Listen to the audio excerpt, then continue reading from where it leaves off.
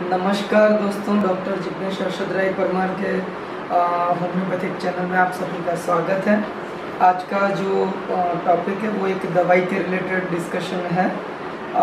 Homeopathic दवाई के बारे में हम आपको जानकारी देंगे जिसका नाम है उरा ब्राज़िलियंसिस।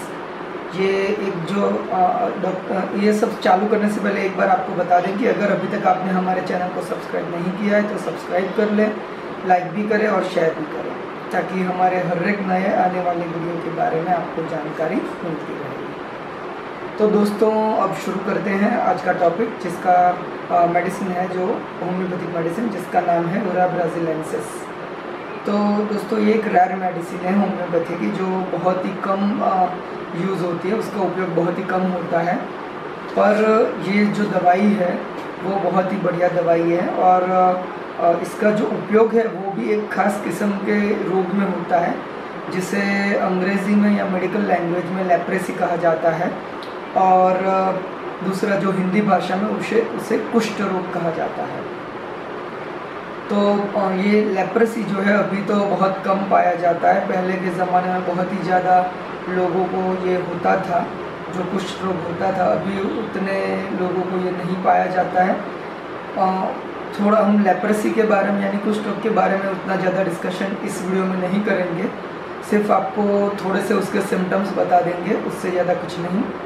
तो दोस्तों लेप्रेसी या कुष्ठ रोग में ऐसा होता है कि उसका जो बेसिकली वो होने का जो कारण है वो बैक्टीरिया है और माइकोबैक्टीरियम लेप्रेई नाम का वो बैक्टीरिया होता है जिसकी वजह से ये कुष्ठ रोग यानी लेप्रेसी होता है। अब वो कहाँ कहाँ इन्वॉल्व करता है वो मेन चीज़ आपको बता दें।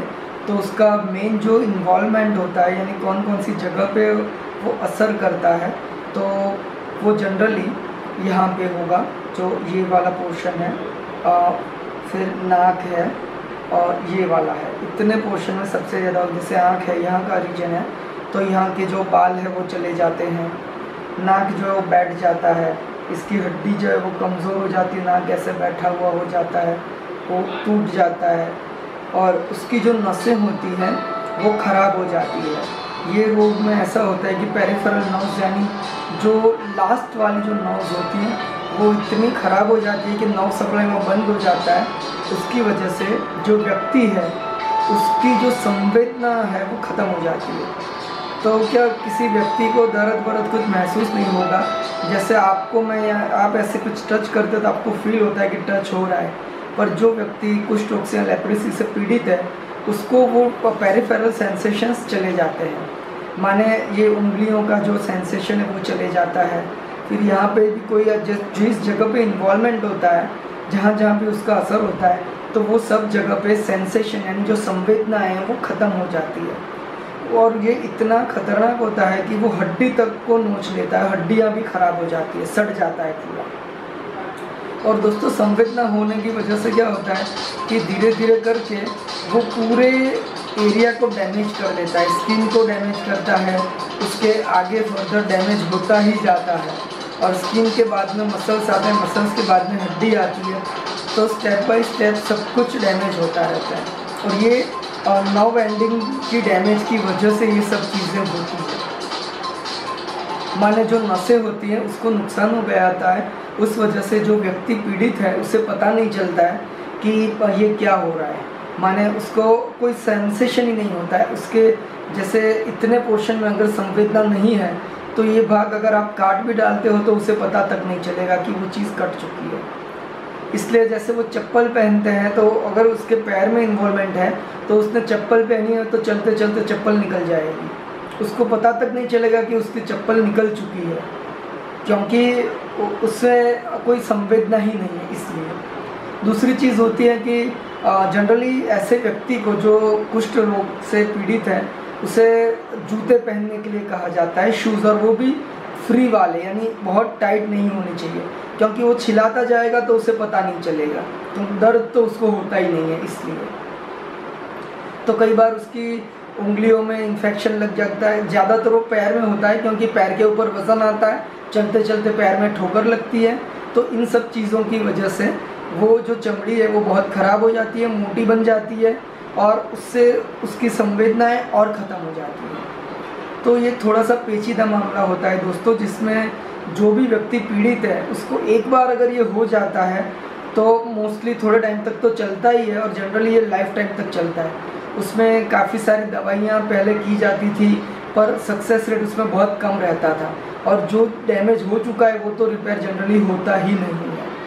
तो अगर शुरुआत में उसकी जांच हो जाए, डायग्नोसिस हो जाता है, तो उसमें चांसेस रहते हैं कि वो व्यक्ति को कुछ हम ज़्यादा अच्छा कर पाएँ। तो दोस्तों आशा करते हैं कि लेप्रेसी या कुष्ठ रोग के बारे में आपको थोड़ा सा जो ब्रीफ में बताया उससे जानकारी मिल चुकी होगी। हम अभी 1 या 2 सेंटेंस में उसका ब्रीफ कर देंगे ताकि आप आसानी से वो समझ पाए।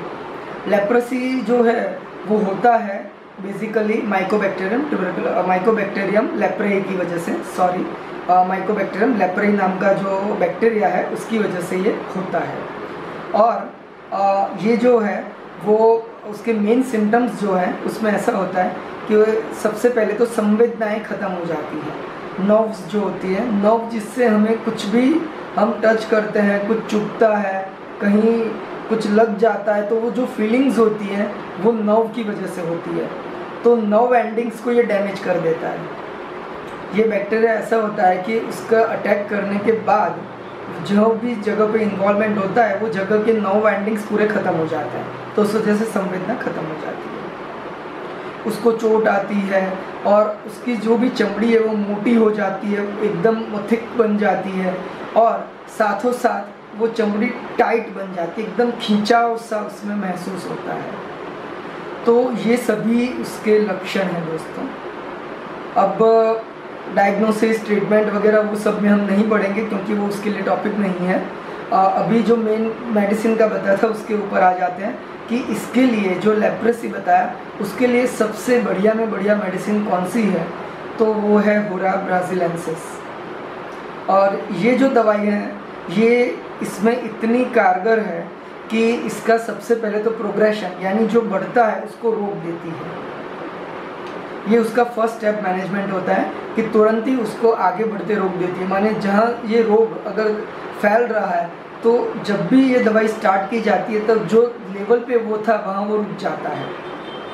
और उसके बाद में सेकंड स्टेप में जब कंटिन्यूस दवाई चलती है, जनरली इसको 1x से लेके 3x पोटेंसी में दी जाती है।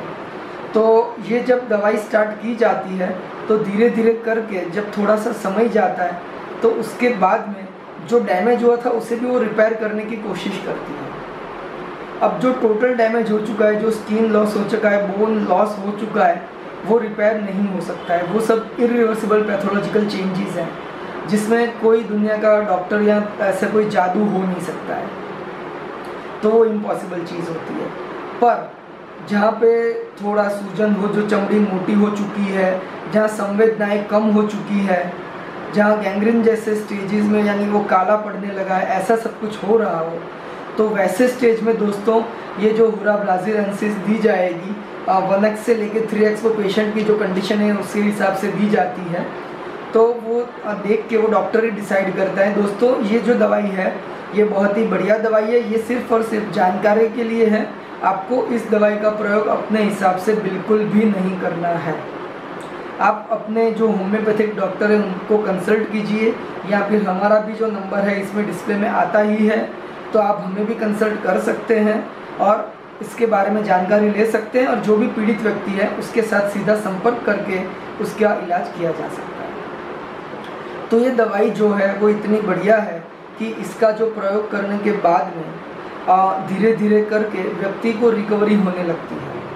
सबसे पहले तो संवेदना में चेंजेस आने लगते हैं, यानी जो उसका सेंसेशन चला गया था उसमें थोड़ा सा परिवर्तन आता है, थोड़ा थोड़ा उसको संवेदना आना स्टार्ट हो जाता है।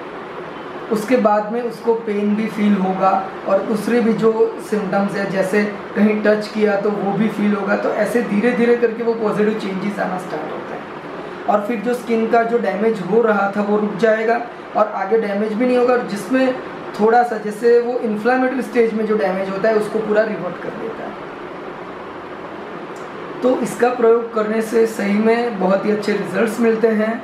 और जो कुष्ठ रोगी जो होता है जिसको बहुत ही ज़्यादा तकलीफ़ होती है और एक बार ये हो जाता है उसके बाद में दुनिया में इतनी अच्छी दवाई होम्योपैथी के सिवा कहीं भी नहीं है।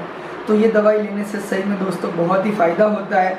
ये होम्योपैथिक स्टूडेंट्स और दूसरे जो डॉक्टर्स हैं उनके लिए भी एक गाइडलाइन रहेगी कि ये दवाई का आप प्रयोग ज़रूर करें। अगर स्टेज आता है, कोई भी पेशेंट आपके पास इस तरह का आता है लेप्रोसी का, तो इस दवाई का प्रयोग ज़रूर करें। आप थोड़ा सा इसमें केस का स्टडी कर लें और साथ में इसकी जो कॉन्स्टिट्यूशनल मेडिसिन होती है वो भी आप ज़रूर से दें। तो दोस्तों आपको काफ़ी अच्छे रिजल्ट्स मिलेंगे और पेशेंट भी आपका खुश होगा, आपको भी थोड़ी सी प्रेस्टीज मिलेगी। तो ये बहुत बढ़िया चीज़ है दोस्तों। फिर से हम हुर्रा ब्राज़िलियनसिस के बारे में थोड़ा सा ब्रीफ में बता देंगे कि ये कहाँ का और कैसे काम करता है। तो दोस्तों इसका जो मेन एक्शन है वो नर्व एंडिंग्स पे होता है कि ये जो है वो नर्व एंडिंग्स को मजबूत करती है, जिससे जो व्यक्ति की संवेदना जो यहाँ ख़त्म हो चुकी है या कम हो चुकी है तो उसको वापस से बढ़ाने की कोशिश करती है, नॉर्मल लेवल पे लाके रख देती है। दूसरा, जो स्किन टाइट हो जाती है तो उसको थोड़ा रिलैक्स करके ढीला कर देती है। जाम जो स्टिफनेस होता है वो स्टिफनेस को रिलीव कर देती है। खास करके ये जो गर्दन वाली स्टिफनेस होती है वो बहुत खतरनाक होती है दोस्तों लेप्रोसी के स्टेज में, और हुर्रा ब्राज़िलियनसिस इसके लिए बेस्ट दवाई है। ये जो है पूरा उसको क्लियर करेगी, गर्दन उसकी फ्री हो जाएगी व्यक्ति की, और वो जो परेशान होता है वो उसमें रिलैक्स हो जाएगा। फिर यहाँ की चमड़ी में खिंचाव होता है, बाल भी थोड़े बहुत चले जाते हैं, तो उन सब चीज़ों में थोड़ा थोड़ा फ़ायदा होता है। पर ये दोस्तों 1-2 दिन का खेल नहीं होता है, बहुत ही लंबा प्रोसेस है, बहुत ही संयम से काम लेना होता है। हो सकता है कि ट्रीटमेंट में 1 साल से लेके 3 साल, 4 साल या 5 साल भी हो सकते हैं, पर जितना जैसे जैसे दवाई जाती है और साथ में कॉन्स्टिट्यूशन मेडिसिन भी जो उसका कॉन्स्टिट्यूशन है उस हिसाब से दी जाती है, तो धीरे धीरे करके पॉजिटिव चेंजेस आने लगते हैं और उसको काफ़ी हद तक फ़ायदा होता है। तो दोस्तों आशा करते हैं आपको आज का वीडियो बहुत ही पसंद आया होगा। आप अपने सभी दोस्तों के साथ ये वीडियो ज़रूर शेयर करें, और जो भी स्टूडेंट्स हैं, होम्योपैथी के स्टूडेंट्स हैं या जो नए डॉक्टर बने हुए हैं, उनके लिए एक खास गाइडलाइन है दोस्तों कि जो भी आप मेडिसिन देते हैं सबसे पहले अच्छे से उसे स्टडी कर लें, और सिम्टम्स अगर कम्प्लीटली मैच होते हैं तभी दें, वरना ना दें, क्योंकि थेरापेटिक मोड में जाना सही नहीं होता है। अच्छे से सब कुछ स्टडी करने के बाद ही सिमिलिमम यानी सिमिलर और मिनिमम जो हनीमैनियन कंसेप्ट है उसको स्ट्रिक्टली फॉलो करें। तो दोस्तों ये दवाई का अपने आप कभी भी प्रयोग ना करें। आप जो भी होम्योपैथिक डॉक्टर हैं उनको कंसल्ट करके ही दवाई लें, तभी आपको बहुत ही अच्छे रिजल्ट्स मिलेंगे। क्योंकि आप दवाई खरीद सकते हैं पर डोज के बारे में आपको पता नहीं होता है, कब लेना है, कब बंद करना है, आपको कुछ भी पता नहीं होता है।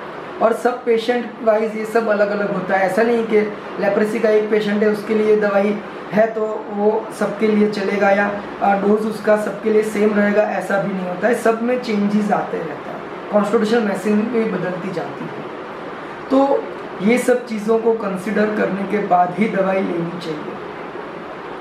तो दोस्तों आज के लिए बस इतना ही, फिर मिलेंगे दूसरे नए वीडियो के साथ, दूसरे नए टॉपिक के साथ। तब तक के लिए बाय बाय।